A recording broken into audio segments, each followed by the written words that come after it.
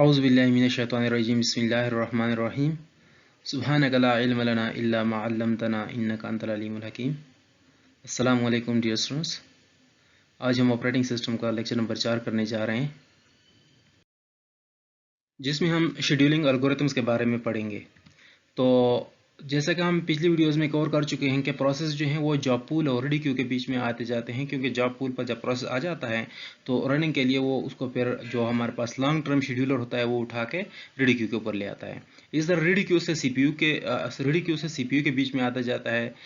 जिस तरह के फॉर एग्जांपल एक प्रोसेस रेडी क्यू पर पड़ा है और वो सीपीयू फ्री है तो वो रेडी क्यू से उठा के सीपीयू पर लाया जाता है शॉर्ट टर्म शेड्यूलर के जरिए। इस तरह ब्लॉक क्यू से रेडी क्यू के ऊपर भी आता है। अगर ब्लॉक क्यू के ऊपर उसका कोई आई ऑपरेशन है वो खत्म हो गया है तो उसके बाद वो रेडी क्यू पर आता है। सिमिलरली रेडी क्यू से वो फिर ब्लॉक क्यू से फिर ब्लॉक सस्पेंडेड भी जाता है। अगर इस सिचुएशन में हमारे पास स्पेस अवेलेबल नहीं है ब्लॉक क्यू के ऊपर और रेडी क्यू हमारे पास खाली है तो उस सिचुएशन में फिर ब्लॉक क्यू से ब्लॉक सस्पेंडेड क्यू में जाता है। जिस तरह हम पिछली वीडियोस में पढ़ चुके हैं अच्छे एनिमेशन के साथ, वहाँ पर आप इनको पढ़ सकते हैं। अच्छा, हम इसके जो बेसिक टर्मिनोलॉजी हैं वो पढ़ेंगे। सबसे पहले शेड्यूलर है। Scheduler is a part of operating system responsible for deciding which process to bring in from job pool and to ready queue, and then from ready queue to CPU, and also from block state to block suspended state, जो हम already कर चुके हैं कि scheduler हमारे पास operating system का वो part है जो प्रोसेस को जॉब पूल से उठा के रेडी क्यू पर लाता है, फिर रेडी क्यू से सीपीयू पर ले जाता है और फिर ब्लॉक स्टेट से सीपीयू से ब्लॉक स्टेट पर ऑटोमेटिकली चल जाता है। तो वहाँ से ब्लॉक स्टेट से उठा के ब्लॉक सस्पेंडेड स्टेट पर ले जाना, ये सारा जो सफ़र है जिसके ज़रिए जिन मॉड्यूल्स के जरिए किया जाता है उसको हम शेड्यूलर कहते हैं। लॉन्ग टर्म शेड्यूलर हमारे पास is responsible to select a job from job pool to be brought into ready queue. ये हमारे पास वो प्रोसेस सेलेक्ट करता है जो जॉब पूल से उठा के रेडी क्यू के ऊपर लाने होते हैं। इसी तरह शॉर्ट टर्म शेड्यूलर है जो रिस्पॉन्सिबल होता है कि रैम के ऊपर या रेडी क्यू के ऊपर एक प्रोसेस है उसको वहाँ से उठा के सीपीयू तक ले जाना, सीपीयू को उसको असाइन करना। एक हमारे पास मीडियम टर्म शेड्यूलर है जिसकी रिस्पॉन्सिबिलिटी है स्वैपिंग, और वो ये है कि अगर ब्लॉक स्टेट में एक प्रोसेस पड़ा हुआ है और वो कोई वेट कर रहा है आईओ के लिए, तब भी वेट कर रहा है तो उस सिचुएशन में उसको उठा के ब्लॉक सस्पेंडेड स्टेट में रख दिया जाता है। फिर ब्लॉक सस्पेंडेड से उठा के रेडी सस्पेंडेड में और उधर से फिर उठा के रेडी क्यू में लाया जाता है। तो ये सारा सफ़र जो करता है उसको हम मीडियम टर्म शेड्यूलर कहते हैं। सही, तो long term, short term, medium term के लॉन्ग टर्म में हम हार्ड डिस्क से रैम पर लाते हैं, रैम से सीपीयू पर जो लाते हैं शॉर्ट टर्म है, और उसके बाद जो रैम से उठा के बैक हार्ड डिस्क पर ले आता है, बैक स्टोरेज पर, तो उस सिचुएशन में इसको हम कहते हैं ये मीडियम टर्म शेड्यूलिंग है।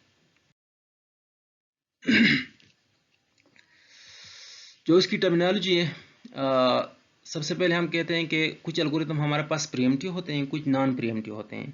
तो non preemptive algorithm scheduling algorithms कौन से होते हैं? When a process can not change its state from running to waiting और terminated only on its consent.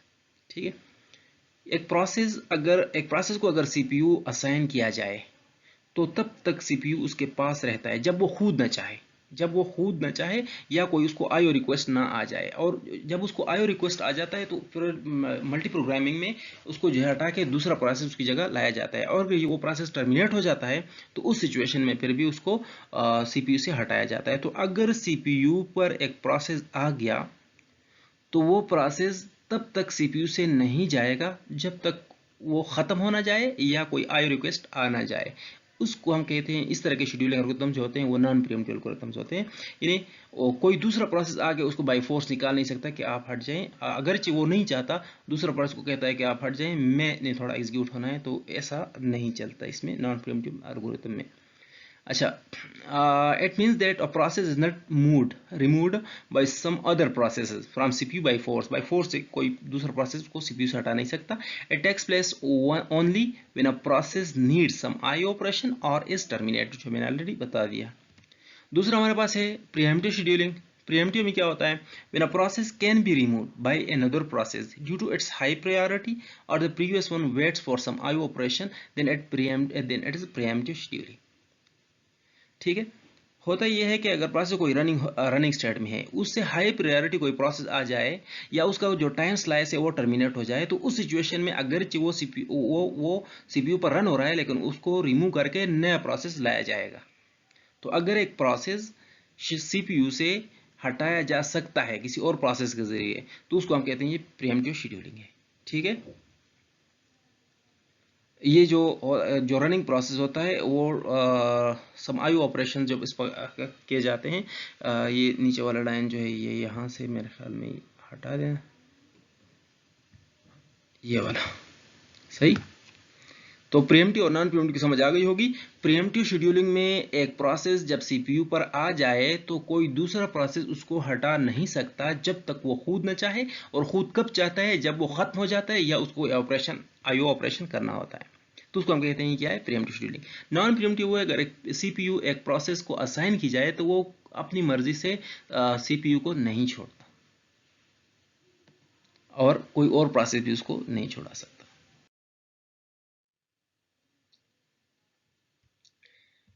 Terminology continue करते हैं। डिस्पैचर है, डिस्पैचर क्या है, शेड्यूलर जो शॉर्ट टर्म हम कहते हैं, selects a process from the ready queue to be executed by the CPU. यानी रैम से एक रेडी स्टेट में एक प्रोसेस को उठा के सीपीयू को असाइन करना किसका काम है, शेड्यूलर का, बल्कि शॉर्ट टर्म शेड्यूलर का काम है। अच्छा, उठा के नहीं, सिलेक्ट करने का। अब डिस्पैचर क्या है, as a module that gives control of the CPU to the process selected by the scheduler। Scheduler का काम तो ये था कि किस प्रोसेस ने एग्जीक्यूट होना है, अब उस प्रोसेस को उठा के सीपीयू पर लाना और जो करंटली सीपीयू जिस प्रोसेस को रन कर रहा है उसको रिमूव करना, ये जिम्मेदारी जो है डिस्पैचर की है। डिस्पैचर की जिम्मेदारी ये है कि सीपीयू जो करंटली जिस प्रोसेस को रन कर रहा है उस प्रोसेस को हटाना और जो रेडी क्यू में जो शॉर्ट टर्म शेड्यूलर ने सेलेक्ट किया हुआ है एक प्रोसेस उसको सीपीयू पर लाना, ये डिस्पैचर की रिस्पॉन्सिबिलिटी है। Dispatcher saves the context. ठीक है, वो कॉन्टेक्स्ट स्विचिंग में आप देख लेते हैं किस तरह कॉन्टेक्स्ट को सेव किया जाता है। जो करंटली प्रोग्राम जो रन हो रहा है तो उसके जो रजिस्टर्स होते हैं, उसके जो करंट इंस्ट्रक्शन होता है जिसको एग्जीक्यूट कर रहा होता है, जहां तक उस पर काम हुआ है, उसका रिमेनिंग टाइम, उसके रिसोर्सेज, इन सब की डिटेल सेव कर जाता है और सीपीयू को फारिग कर जाता है। फिर जो रेडी क्यू पर जो प्रोसेस एग्जीक्यूट होना है उसको उठा के सीपीयू पर लाया जाता है। ठीक है, the time it takes for dispatcher to, अच्छा अब डिस्पैचर ने क्या करना होता है, करंटली रनिंग प्रोसेस को स्टॉप करके उसकी स्टेट को या उसकी कॉन्टेक्स्ट को सेव करके आगे जाके रेडी क्यू से जो हमारे पास शेड्यूलर ने सिलेक्ट किया होगा उस प्रोसेस को उठा के सीपीयू पर लाएगा। इस दौरान जो टाइम लगता है उसको हम कहते हैं ये है डिस्पैच लेटेंसी। ठीक है, इसको हम कहते हैं डिस्पैच लेटेंसी। इसके अलावा आप लोग जो है ना कंटेक्स्ट स्विच लेटेंसी जो मैंने पिछली वीडियो में आपको एक्सप्लेन किया था वहां से आप देख लें, एनिमेशन के साथ उसको एक्सप्लेन किया हुआ था। ये चीजें सब मैं एक्सप्लेन कर चुका हूं, लेकिन उसको बार थोड़ा सा रिवीजन कर लेते हैं क्योंकि हम शेड्यूलिंग स्टार्ट करने जा रहे हैं एल्गोरिथम्स। ठीक है,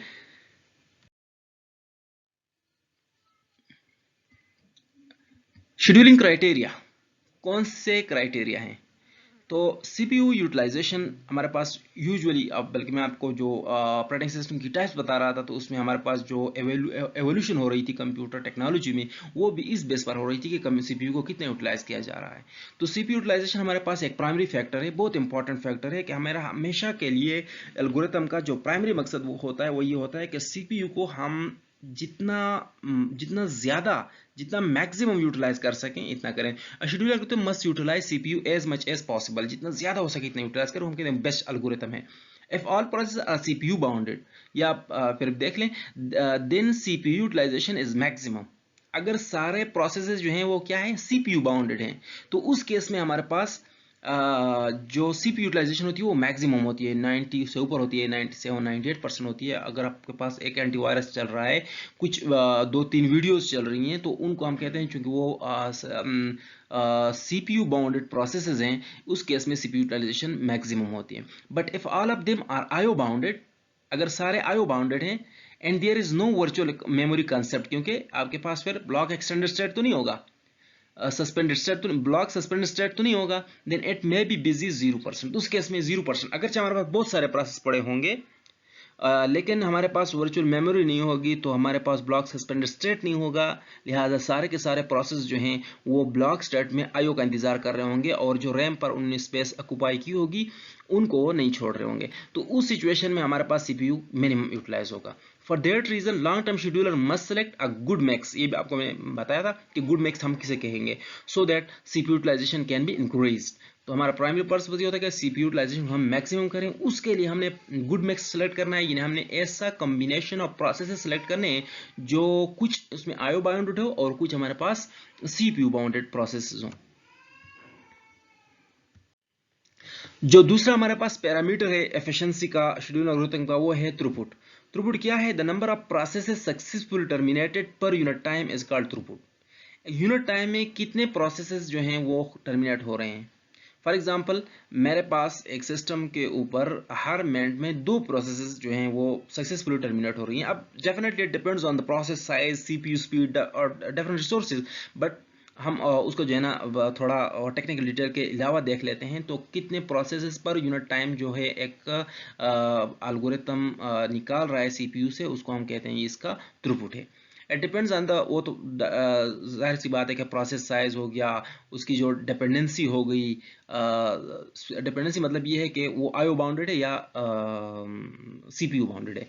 स्पीड ऑफ सीपीयू पर भी डिपेंड करता है, सिलेक्शन वगैरह और सिलेक्शन ऑफ जो हम शेड्यूलिंग एल्गोरिथम की सिलेक्शन करते हैं उन चीज़ों पर ही क्या करता है, डिपेंड करता है। सिलेक्शन पॉलिसी जो होती है शेड्यूलिंग एल्गोरिथम की, तो उन चीज़ों पर डिपेंड करता है। तो ये हमारे पास थ्रूपुट है। ठीक है, थ्रूपुट क्या है कि एक शेड्यूलर एल्गोरिथम सीपीयू से यूनिट टाइम में कितनी प्रोसेस निकाल रहा है। 2 एल्गोरिथम से, एक 5 निकाल रहा है, एक 3 निकाल रहा है, तो हम कहेंगे एक का थ्रूपुट 5 है और एक का थ्रूपुट 3 है।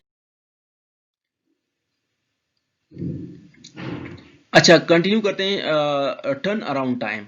टर्न अराउंड टाइम क्या होता है? The time interval between the submission of a process to the time it successfully terminates is called turn around time. देखिए, एक प्रोसेस को सबमिट करने से जैसे वो रेडी क्यू के ऊपर आ जाता है, तो रेडी क्यू पर जब भी एक प्रोसेस आ जाता है तब से लेके उसकी टर्मिनेशन तक, वो जब खत्म हो जाता है तब तक जितना टाइम लेता है उसको हम कहते हैं इसका टर्न अराउंड टाइम है। फॉर एग्जाम्पल एक प्रोसेस है जो मैंने सबमिट किया रेडी क्यू के ऊपर और उसने 10 मिनट बाद जो है मुझे वो प्रोसेस टर्मिनेट करके दिया, तो मैं कहूँगा कि इसका जो टर्न अराउंड टाइम है इस प्रोसेस का वो कितना है, वो 10 मिनट है या 10 सेकंड्स है। अब डेफिनेटली भी डिपेंड करता है डिफरेंट फैक्टर्स पर, क्योंकि वेटिंग टाइम भी तो उसमें शामिल है, क्योंकि रैम के ऊपर जो प्रोसेस होता है वो तो इंतजार कर रहा होता है सीपीयू का। जब सीपीयू फ्री हो तो उसके बाद वो जाता है सीपीयू पर एग्जीक्यूट होता है, लेकिन एग्जीक्यूशन के दौरान अगर कोई आईओ की जरूरत पड़ जाती है तो उसको फिर से ब्लॉक स्टेट में फेंक दिया जाता है, वो आईओ पर ऑपरेशन करता है, वो खत्म होने के बाद फिर रेडी में आता है, फिर वेट करता है, फिर रनिंग पर जाता है। लिहाजा ये सारा जो टाइम उसके पास निकलता है रैम के ऊपर, रेडी क्यू के ऊपर, इस तरह सीपीयू के ऊपर, इस तरह ब्लॉक में, मे बी ब्लॉक सस्पेंडेड में, तो ये सारा टाइम जो हम मिला के उसको हम कहते हैं टर्न अराउंड टाइम। ठीक है। अच्छा, नीचे ये डिटेल आप देख लें। For many process average turn around time is found. ठीक है, फॉर मेनी प्रोसेसेस, अगर प्रोसेस हमारे पास ज्यादा हैं तो उस केस में हम क्या करते हैं, हम average turn around time find करते हैं कि ऑन द एवरेज इस सिस्टम का, इस एल्गोरिथम का जो सीपीयू पर टर्न अराउंड टाइम हमें कितना दिया है। It depends on the process, of course process पर डिपेंड करता है, प्रोसेस साइज कितना है, सीपीयू स्पीड पर भी डिपेंड करता है, तेज है कम है, डिग्री ऑफ मल्टी प्रोग्रामिंग पर डिपेंड करता है कि रेडी क्यू में एट अ टाइम कितने प्रोग्राम्स पड़े हुए हैं, कितने प्रोसेस पड़े हुए हैं, and the choice of scheduling algorithm, algorithm की चॉइस क्या है।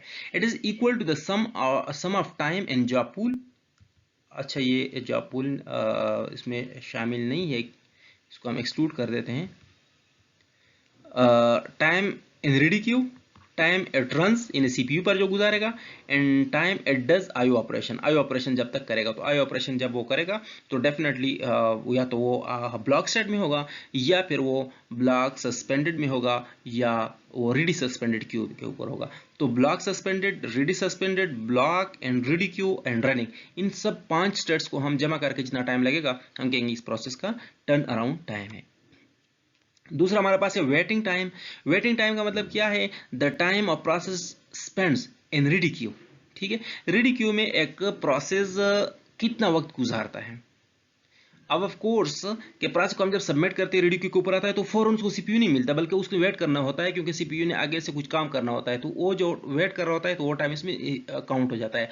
उसके अलावा ये भी शामिल है कि अगर एक प्रोसेस गया सीपीयू पर, आईओ जरूरत पड़ी, ब्लॉक में गया, उधर उसका आईओ ऑपरेशन हो रहा है, उसके बाद वो किधर जाएगा, रेडी में। लेकिन जब वो रेडी में जाएगा तो उसको फौरन टाइम नहीं मिलेगा, फौरन वो सीपीयू पर नहीं जाएगा, एक बार फिर वहां पर कुछ वेट करेगा। यानी रेडी के ऊपर जितना भी टाइम गुजारेगा एक प्रोसेस, तो उसका वो वेटिंग टाइम होगा। ठीक है।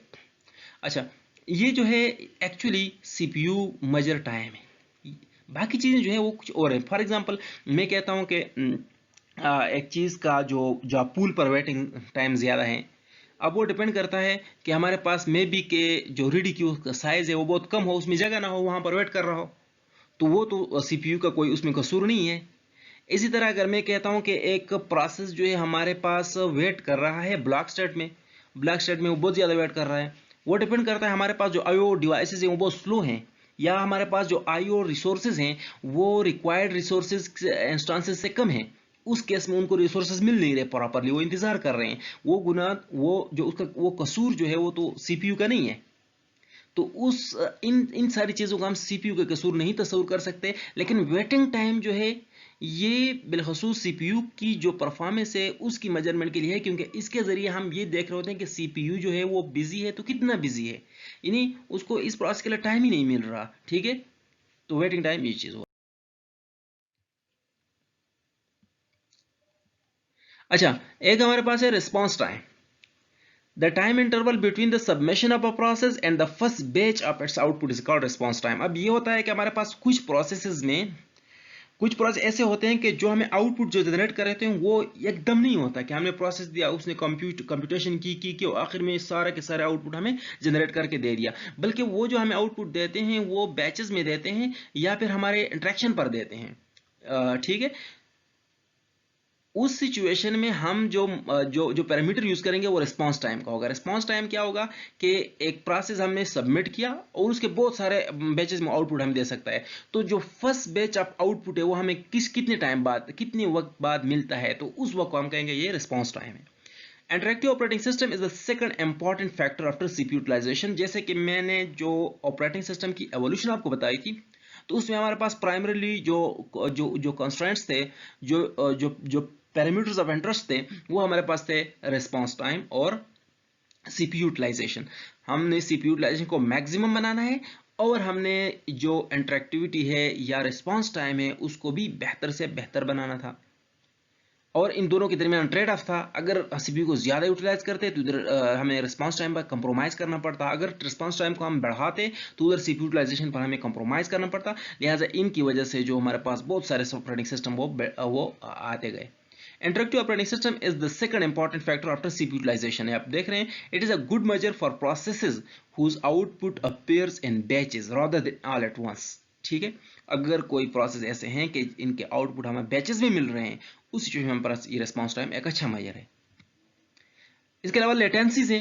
लेटेंसीज डिफरेंट टाइप की लेटेंसीज होती हैं हमारे पास, लेकिन कुछ एल्गोरिथम्स से रिलेटेड लेटेंसीज भी होती हैं। Process usually swing among various states. आपने देख लिया कि running, ready, block suspended, ready suspended, जो पूल से आती हैं। ठीक है, तो इनके दरमियान प्रोसेस घूमता रहता है, जो हमने वो 7 स्टेट डायग्राम और 5 स्टेट डायग्राम से आपको समझाया था।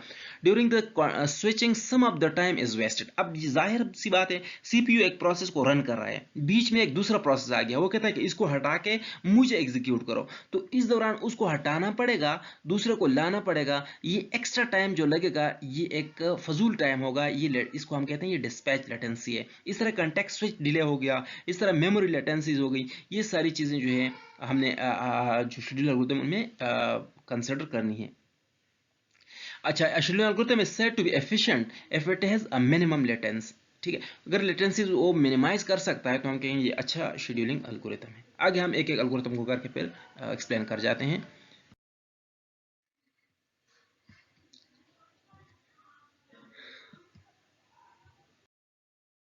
तो उसमें हमारे पास पहला एल्गोरिथम है first come first serve algorithm, FCFS।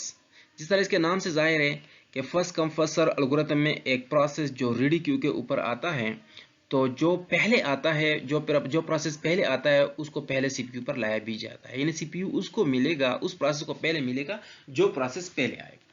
ठीक है, ये उसकी कंप्लीट डिटेल है कि उसको इम्प्लीमेंट करने के लिए हम लीनियर क्यू यूज करते हैं, क्योंकि क्यू जो का प्रिंसिपल जो है वो first come first serve basis पर है, first in first out basis पर वो काम करता है, लिहाजा इसको हम क्यू के जरिए इंप्लीमेंट करते हैं। Once a process comes into ready queue, ठीक है, it is place at the rear of the queue. ये आपको पता होगा कि डेटा सेक्शन में पढ़ा होगा आप लोगों ने कि जैसे न्यू एलिमेंट आता है तो उसको हम क्यू के रेयर पर रखते हैं, और जैसे हम उससे कोई डिक्यूइंग करते हैं, क्यू एक जो एलिमेंट होता है उसको हम निकालते हैं, तो उस सिचुएशन में हमारे पास जो फ्रंट एंड इंडेक्स होता है उधर से एलिमेंट को रिमूव करते हैं। अच्छा, वंस इट इज टर्मिनेटेड, अगर ये एक प्रोसेस को हम रेडी क्यू से खत्म हो गया, एग्जीक्यूट होकर टर्मिनेट हो गया, तो then it slot is available. अगर उसका स्लॉट अवेलेबल है तो क्या किया जाएगा, all other process are moved one step further in case of linear queue. सारों को जो प्रोसेस होंगे उनको वन स्टेप हम आगे की तरफ मूव करेंगे अगर हमने लीनियर क्यू यूज किया है। लेकिन अगर हमने सर्कुलर क्यू यूज किया है तो जस्ट हमने पॉइंटर को चेंज करना होगा कि पॉइंटर की जगह जो है हमने अगर फ्रंट को इंक्रीमेंट करना है या रेयर को, तो उसके अकॉर्डिंगली हमने काम करना होगा। आगे मैं आपको दोनों को समझा देता हूं कि किस तरह ये काम करते हैं।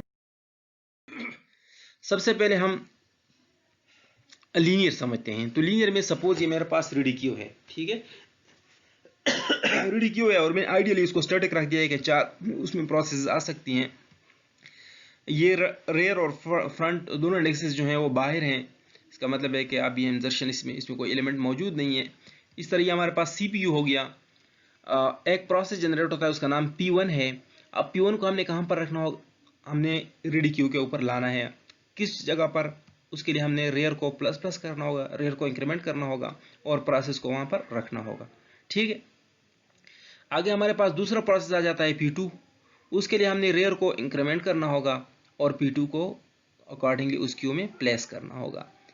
अगला प्रोसेस आता है P3, तो उसके लिए भी हमने रेयर को इंक्रीमेंट करना है क्योंकि हमने इंसर्शन रेयर पर करनी है और उसके अकॉर्डिंगली P3 को वहां पर इंसर्ट करना है।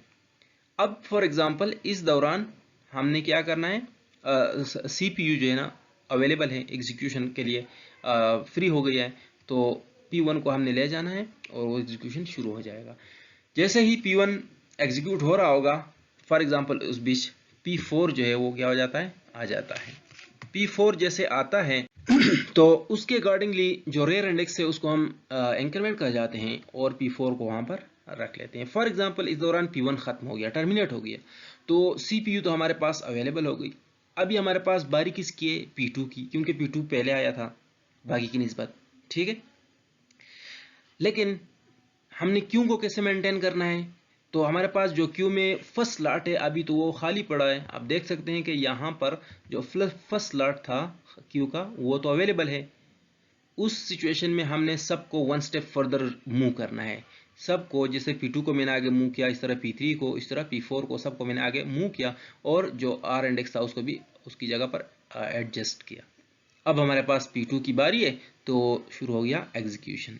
जो फ्रंट इंडेक्स है वो अपनी जगह पर कायम है, सही है। इस तरह कोई और प्रोसेस आ गया तो वो भी उसके मुताबिक रेयर इंडेक्स से इंक्रीमेंट होगा और वो प्रोसेस वहां पर लग जाएगा। तो ये हमारे पास है बेसिकली कि अगर हम लीनियर क्यू के जरिए फर्स्ट कम फर्स्ट सर्व को इंप्लीमेंट करते हैं तो कैसे करेंगे। अब हम सर्कुलर से भी कर लेते हैं। तो सर्कुलर का भी के लिए भी वही कर लेते हैं कि ये हमारे पास रेडी क्यू है, ये हमारे पास उसके दो इंडेक्सेस हैं रेयर और फ्रंट, और ये हमारे पास है CPU, ठीक है। अब एक प्रोसेस जनरेट होता है, उसको हम रेयर इंडेक्स पर रेयर को इंक्रीमेंट करके रख देते हैं। फिर दूसरा प्रोसेस आता है, रेयर को इंक्रीमेंट करके उसको भी उसमें रख देते हैं। फिर तीसरा प्रोसेस आता है, रेयर को इंक्रीमेंट करके उधर रख देते हैं। इस बीच में P1 की एग्जीक्यूशन शुरू हो जाती है क्योंकि CPU अवेलेबल हो जाता है, तो हमने P1 को एग्जीक्यूशन पर ला लिया। अब इस दौरान P4 आ जाता है, उसको भी हमने रेयर को इंक्रीमेंट करके वहां पर रख दिया है। अब फॉर एग्जांपल P1 खत्म हो गया है, जैसे P1 खत्म होगा तो पिछले में लीनियर में हमने सबको वन स्टेप आगे मूव करना था, लेकिन इसमें हमने क्या करना है, इसमें हमने सिर्फ इंडेक्सेस को जो है ना चेंज करना है। तो P5 आ गया, इसको मैंने कहाँ पर ले जाना है, उसको मैंने R को यहाँ पर सर्कल की तरह आगे चला गया, जो खाली जगह थी उधर, और P5 जो था उस जगह पर चला गया। इसी तरह जो F होगा ये आगे को मूव करेगा और अगर P2 ने एग्जीक्यूट होना हो तो उसकी बारी आएगी, ठीक है। तो ये एक सर्कल में जो है इस तरह जाते रहेंगे। तो ये हमारे पास सर्कुलर इम्प्लीमेंटेशन है और जो पिछली थी वो हमारे पास लीनियर इम्प्लीमेंटेशन ऑफ क्यू थी।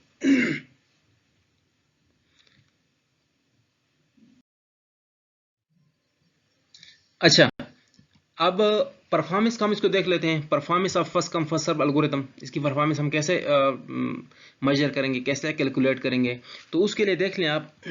फॉर एग्जांपल ये मेरे पास एक टेबल है, इस टेबल में एक तरफ प्रोसेसेस हैं, दूसरी तरफ उनका बर्स्ट टाइम है, मतलब कितना टाइम वो एग्जीक्यूशन पर लेंगे। P1 है, उसको 15 मिली सेकंड यूनिट टाइम का जो भी हो, मिली सेकंड हो, नैनो सेकंड हो, माइक्रो सेकंड हो, मिनट हो, लेकिन हमने सबका यूनिट एक रखा है कि फर्ज करें कोई यूनिट है टाइम का, तो P1 15 टाइम लेगी। इस तरह P2 प्रोसेस जो है उसको 10 सेकंड्स या 10 यूनिट्स ऑफ टाइम जो है चाहिए होंगे। इस तरह P3 को 4 सेकंड्स या 4 यूनिट्स ऑफ टाइम चाहिए होंगे, P4 को 2 चाहिए होंगे। ठीक है, तो ये हमारे पास है वो टेबल जिससे हम उसको जो है आगे जाके इसकी परफॉर्मेंस को चेक करेंगे। इसमें हमारे पास सबसे पहले हम इसका गैंट चार्ट बना लेते हैं। तो गैंट चार्ट में P1 आता है, क्योंकि first come first serve basis पर है। अब इसमें एक इंपॉर्टेंट चीज़ ये है कि ये सारी प्रोसेसेस जो हैं ये समल्टेनियसली आई हुई है, लेकिन उनका ऑर्डर जो है ना P1 P2 P3 P4 है। इसका मतलब है कि इनके दरमियान जो गैप है टाइम वो बहुत शॉर्ट है, वो बहुत शॉर्ट है, इतना शॉर्ट है कि हम उसको नेग्लेक्ट कर रहे हैं, वो नेग्लिजिबल टाइम है। यानी P1 और P2 के दरमियान P1 कब आया, P2 कब आया, तो उनके दरमियान बहुत कम टाइम है। अगर P1 उससे पहले आया, लेकिन चूंकि कंप्यूटर भी लीनियरली काम करता है, तो P1 पहले आया, उसके बाद P2 P3 P4, लेकिन इतनी जल्दी आए, इतनी जल्दी एक के बाद दिगरे आए कि पता ही नहीं चला कि कौन सा पहले कौन सा बाद में। लेकिन हमने उसको ऑर्डर करके P1 P2 P3 P4 उस इंतहाई स्मॉल टाइम की वजह से अरेंज कर दिया है। ऐसा नहीं है कि P1 आया उसके फिर 10 या 5 सेकंड बाद दूसरा प्रोसेस आया। ठीक है, बहुत कम टाइम बाद जो है ना दूसरा प्रोसेस आया है। अब नीचे लाइन में देख लें, नीचे ग्राफ में कि किस तरह प्रोसेस P1 शुरू होता है, ठीक है, और वो यहाँ तक एग्जीक्यूट होता है, 15 यूनिट्स ऑफ टाइम तक चलता है। आप इसके लिए इसको P1 कह दें, नीचे इसके हम ये टाइमलाइन खींच लेते हैं कि ये टाइमलाइन है कि इतना टाइम इसको लेगा। अब ये प्रोसेस जब आया तो उस वक्त CPU फ्री था, इसका मतलब है कि इसको वेट करना नहीं पड़ा, तो ये 0 से शुरू हुआ है, ठीक है, और 15 तक चलेगा, क्योंकि 15 इसको टाइम चाहिए होगा। और वो सारी चीज़ें हम इसमें नेगलेक्ट कर देते हैं कि इसको आईओ की ज़रूरत पड़ी है या नहीं पड़ी। ठीक है, आई ज़रूरत नहीं पड़ी, वो हम अवॉइड कर लेते हैं, लेकिन 0 पर ही आया और 15 तक ये चला। ठीक है, ये नॉन प्रीएम्प्टिव की वो है। अच्छा, उसके बाद 15 यूनिट्स ऑफ टाइम या 15 सेकंड्स प्लस बाद जो है हमारे पास क्या हो जाता है, P2 को बारी मिल जाती है, क्योंकि CPU अवेलेबल होता है। तो उसके बाद P2 आ जाता है और P2 15 से आगे कितने यूनिट्स तक जाएगा, 10 यूनिट्स तक। अब 10 यूनिट्स तक जाएगा तो टाइम तो यहाँ से चल रहा है, 0 15 तक गया था, 10 और इसके साथ लगा लें तो 25 तक चला जाएगा। ठीक है, 25 तक चला जाएगा। उसके बाद हमारे पास P3 शुरू हो जाएगा। P3 हमारे पास सिर्फ 4 यूनिट्स तक जाएगा, और वो जो नीचे टाइमलाइन है वो 25 से 29 तक पहुंच गया। अगली जो बारी होगी वो P4 की होगी, और P4 ने सिर्फ 2 यूनिट्स जाने हैं, तो वो 29 से 31 तक चलेगा।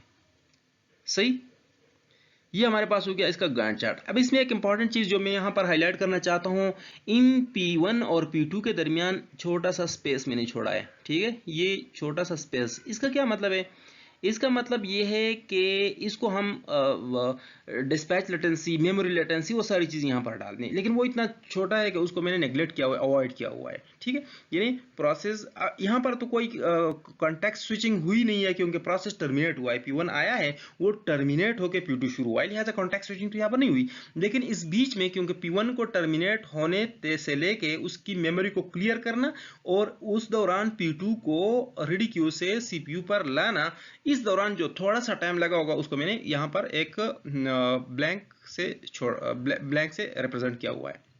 सिमिलरली इनके बीच भी और इसी तरह इनके बीच भी। अच्छा, अब हमारे पास क्या है, इनका हम जो एवरेज टाइम है वो निकाल लेते हैं। तो waiting average time in brackets का एंगुलर का मतलब है कि वेटिंग टाइम का एवरेज। अब पहले प्रोसेस ने कितना वेट किया है, P1 तो आया, CPU फ्री था, तो वो एग्जीक्यूशन उसकी शुरू हो गई, लिहाजा उसने तो कोई वेट किया नहीं, लिहाजा उसने 0 वेट किया है। उसके बाद P2 जब आया तो P1 एग्जीक्यूशन में था, और 15 सेकंड्स तक या 15 यूनिट्स तक उसने वेट किया कि P1 खत्म हो जाए, लिहाजा इसका जो वेट है वो 15 है। अगला P3 जब आया तो P3 ने जब वेट किया तो P1 पहले लगा हुआ था, वो एग्जीक्यूट हुआ, उसके बाद P2 लगा हुआ था, वो एग्जीक्यूट हुआ, तो उसे 25 सेकंड तक वेट करना पड़ा। उसके बाद P4, और मैंने कहा कि सब तकरीबन सिमल्टेनियसली आए थे, तो P4 ने 29 सेकंड्स वेट किए, ठीक है, 29 सेकंड्स वेट किया।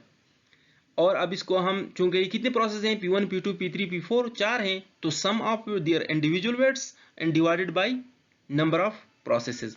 तो 4 प्रोसेस हैं, पहले ने 0 वेट किया है, दूसरे ने 15, तीसरे ने 25 एंड चौथे ने 29। इनको हम 4 पर डिवाइड कर लेते हैं, तो 4 पर जब डिवाइड करते हैं तो इनसे आ जाएगा 17.2। अच्छा, ये एवरेज वेट टाइम है जो इस एल्गोरिथम ने हमें दिया है।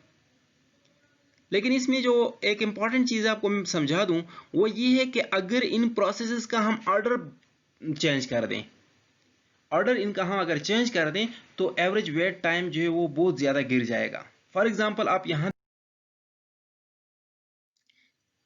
इनके ऑर्डर को मैंने चेंज किया सिर्फ, और हमारे पास आप देखें P4 को कितना वेट करना पड़ा, 0, क्योंकि वो तो जैसे आया तो वो अवेलेबल था। P2 को कितना वेट करना पड़ा, उसको 2, क्योंकि P4 2 तक एग्जीक्यूट हुआ, P2 उसको 6 तक इंतजार करना पड़ा, और फाइनली जो हमारे पास P1 है यहाँ पर P1 अच्छा ऊपर रह गया है, लेकिन ये P1 यहाँ तक इसको रिप्रेजेंट कर रहा है, ठीक है। उसने कितना इंतजार किया है, 16। अब इनके वेट्स कितने हैं, इनके अगर एवरेज वेट हम निकालें तो 0 + 2 + 6 + 16, ठीक है, क्योंकि इन्होंने इतने इंतजार किए हैं। 0 + 2 + 6 + 16 डिवाइडेड बाई 4, उससे आ जाता है 66।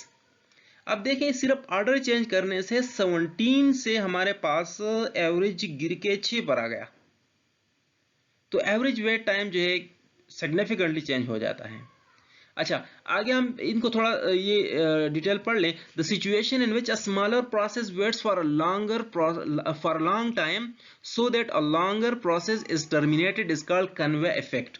कन्वे इफेक्ट एक चीज ऑपरेटिंग सिस्टम में, उसका मतलब ये है कि बाज़ औक़ात अगर प्रॉपर ऑर्डर ना दिया जाए तो उसमें हमारे पास छोटे जो प्रोसेस होते हैं उनको बड़े प्रोसेस के लिए बहुत ज़्यादा वेट करना पड़ता है। जैसे आपने इसी एग्जाम्पल के पिछली उसमें आपने देखा स्लाइड्स में कि P4 जिसकी एग्जीक्यूशन टाइम, इसका एग्जीक्यूशन कितना था, 2 उसका बर्स्ट टाइम था, लेकिन उसको खामखा में 31 यूनिट्स ऑफ टाइम जो है इंतजार करना पड़ा। सही है, तो इसको हम कहते हैं कि P4 कन्वे इफेक्ट का शिकार हो गया था। अच्छा, दूसरी बात, the fact that order of the processes significantly alter the average wait time lead us to conclude that first come first serve is not a good scheduling algorithm as long as average wait time is not a good measure। दो बातें इससे हमें वाजिब हो गई हैं इस order को चेंज करने से। नंबर 1 कि first come first serve algorithm जो हमारे पास अच्छा एल्गोरिथम नहीं है, क्योंकि वो उसकी जो स्टेबिलिटी है वो बहुत ज़्यादा कम है। कभी वो हमें एवरेज टाइम 17 देता है, उन्हीं प्रोसेसेस पर दूसरे तरतीब में हमें उसका एवरेज वेटिंग टाइम जो है 6 देता है। आप इस तरतीब को अल्टर करके फॉर एग्जांपल आप ले लें P4 P1 P3 P2, तो फिर आपको कुछ और एवरेज टाइम मिलेगा। लिहाजा इसकी स्टेबिलिटी बहुत कम है, दैट रीज़न ये हमारे पास एक अच्छा एल्गोरिथम नहीं है। दूसरी जो हमारे पास रीज़न है वो क्या है, average weight time. Average weight time कहते हैं कि अच्छा मेजर नहीं है। क्यों नहीं है, क्योंकि अगर हमारे पास इन प्रोसेसेस के बर्स्ट टाइम में वेरिएशन कम हो फिर तो ठीक है, लेकिन अगर वेरिएशन ज्यादा हो, 10 प्रोसेसेस हैं, 9 प्रोसेसेस के जो बर्स्ट टाइम्स हैं वो विद इन 5 हैं, यानी 2 हैं 3 हैं 1 है, इस तरह है, लेकिन 10वें प्रोसेस का जो बर्स्ट टाइम है वो 200 सेकंड्स है और वो पहले असाइन हो गया सीपीयू का, तो पूरा के पूरा जो वो होगा एवरेज टाइम होगा वो 20 से ऊपर चला जाएगा। तो उस केस में हम कहते हैं कि एवरेज वेट टाइम एक प्रोसेस के बर्स्ट टाइम की वजह से पूरा एवरेज वेट टाइम जो वो खराब रिजल्ट हमें दे देता है। लिहाजा ये एक अच्छा मेजर नहीं है। इसके अलावा हमारे पास और मेजर हैं, जैसे वेरिएंस हो गया जो रियल टाइम सिस्टम और ये जो टाइम शेयरिंग सिस्टम है उसके लिए यूज होता है। अच्छा, थर्ड जो हमने इससे रिजल्ट निकाला वो क्या है, by nature this algorithm is non pre-emptive. Non pre-emptive का मतलब क्या है कि अगर ये सीपीयू को एक बार होल्ड कर लें तो आईओ और टर्मिनेशन दो सिचुएशन है जहां पर ये सीपीयू को छोड़ सकता है, बाकी इसको कोई प्रोसेस रिमूव नहीं कर सकता, लिहाजा नॉन प्रीएम्प्टिव एल्गोरिथम है। However in case when a running process needs some IO operation, अगर रन हो रहा है आईओ ऑपरेशन की जरूरत पड़ गई, then it lets the other process to run, अगले को छोड़ेगा, कभी आप आ जाए मैंने आईओ करना है, ठीक है, as long as it works on IO, जब तक आईओ पर काम कर रहा होगा तो दूसरा प्रोसेस को चल रहा होगा। एवरेज रिस्पांस टाइम देख लेते हैं कि एवरेज रिस्पांस टाइम हम एक प्रोसेस का कैसे फाइंड कर सकते हैं, ठीक है। तो उसमें आप देखें ये हमारे पास प्रोसेस है, वही एग्जांपल है प्रीवियस, और रिस्पांस का मतलब है कि एक प्रोसेस कितने वक्त बस ऑन दी एवरेज खत्म हो रहा है, ठीक है। लेकिन आप देखिए पहला प्रोसेस कब खत्म हो रहा है, 2 यूनिट्स टाइम बाद, सेकंड जो P3 है वो 6 यूनिट टाइम्स बाद टर्मिनेट हो रहा है, इसी तरह जो P2 है वो 16 यूनिट्स टाइम बाद टर्मिनेट हो रहा है, और इसी तरह जो हमारे पास P1 है वो 31 यूनिट्स ऑफ टाइम के बाद टर्मिनेट हो रहा है। अब हमने एवरेज रिस्पांस टाइम कैसे फाइंड करना है कि हमें कब कब रिस्पांस मिला है, कितने कितने टाइम बाद हमें रिस्पांस मिला है। तो हमने 2 unit, 6 unit, 16 unit and 31 unit, इतने वक्त बाद हमें रिस्पॉन्सेज मिले हैं। इन सब को अगर हम ऐड कर लें और 4 पर डिवाइड कर रहे हैं तो 2 + 6 + 16 + 31, इससे क्या आ जाएगा 2 6 8 और 16 से हो जाएगा 24 और 31 हमारे पास 55 को अगर हम डिवाइड कर लेते हैं 4 पर तो इसे थोड़ा कम आता है, इतना तो नहीं आता, ये 13 पॉइंट समथिंग आता है। लेकिन जो चीज़ मैं आपको समझाना चाहता हूँ वो ये है कि एवरेज रिस्पांस टाइम जो है ऑर्डर से इतना ज़्यादा मुतासर नहीं होता जितना इसका एवरेज टाइम था, एवरेज वेट टाइम जो था वो ज़्यादा मुतासर हो रहा था। तो इसकी इंटरेक्टिवनेस जो है हम चेक करने के लिए ये करते हैं, ठीक है। तो ये हमारे पास था आज का लेक्चर जिसमें हमने पहले डिफाइन किए कुछ पैरामीटर्स जिनके ऊपर हम शेड्यूलिंग एल्गोरिथम, जैसे प्रीएम्प्टिव एल्गोरिथम क्या है, नॉन प्रीएम्प्टिव क्या है, शेड्यूलर क्या है, डिस्पैचर क्या है, इस तरह टाइप्स ऑफ एल्गोरिथम्स हमने उनको क्या जो परफॉर्मेंस कैसे हम फाइंड करते हैं, जो एवरेज वेट टाइम होता है, रिस्पॉन्स टाइम होता है, टर्न अराउंड टाइम होता है, वो सारी चीज़ें हमने की, और फाइनली हमारे पास first come first serve algorithm को हमने प्रेजेंट किया और उसका एनालिसिस भी किया, ठीक है, कैसे उसको हम एवरेज और वेट टाइम और एवरेज रिस्पांस टाइम निकाल सकते हैं, ठीक है। अगले लेक्चर में इंशाल्लाह फिर हम मजीद जो और एल्गोरिथम्स हैं शेड्यूलिंग के वो डिस्कस करेंगे। ये हमारे पास बुनियादी एल्गोरिथम था, इसलिए इसको थोड़ा मैंने ज़्यादा डिटेल के साथ किया कि यहाँ से आपको थोड़ा बेस मिल जाए। थैंक यू सो मच, खुदा हाफिज़।